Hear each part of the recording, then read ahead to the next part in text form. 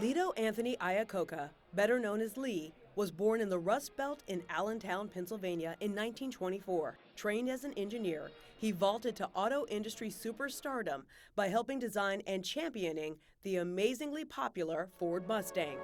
This is the car that dreams are made of.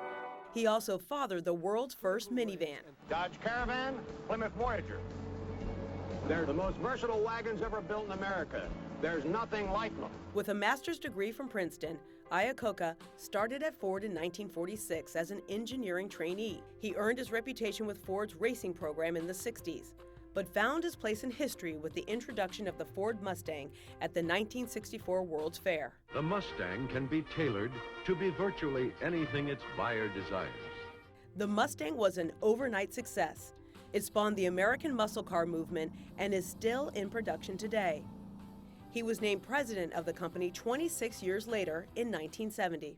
Despite his success at Ford, in 1978 he was unceremoniously fired by company chairman and namesake Henry Ford II, who told him, according to Iacocca's autobiography, "Sometimes you just don't like somebody."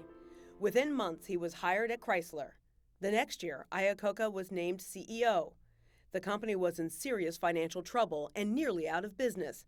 But Iacocca persuaded Washington to bail Chrysler out with $1 billion in federal loans.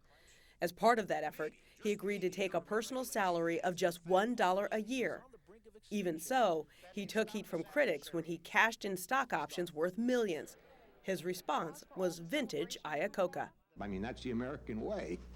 If little kids don't aspire to make money like I did, what the hell good is this country? Gotta give him a role model, right? Iacocca was Chrysler's pitchman. He starred in 61 Chrysler commercials, touting American cars and American values. I have one and only one ambition for Chrysler, to be the best. He made Chrysler profitable again and paid the government back every penny. He did it with an emphasis on quality. If you can find a better car, buy it. Iacocca introduced longer warranties, lower prices, and a new kind of vehicle. The minivan sold so well, dealers had waiting lists 6 to 10 months long.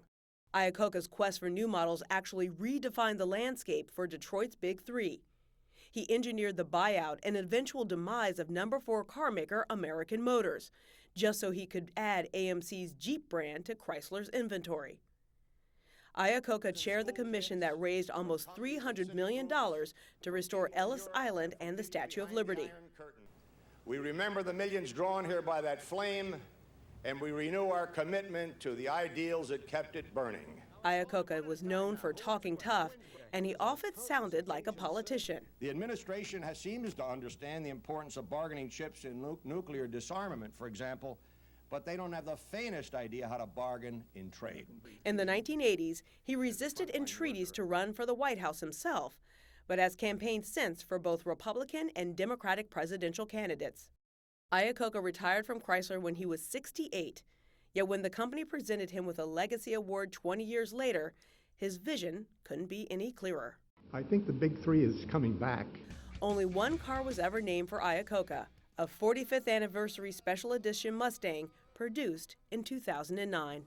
What did you expect?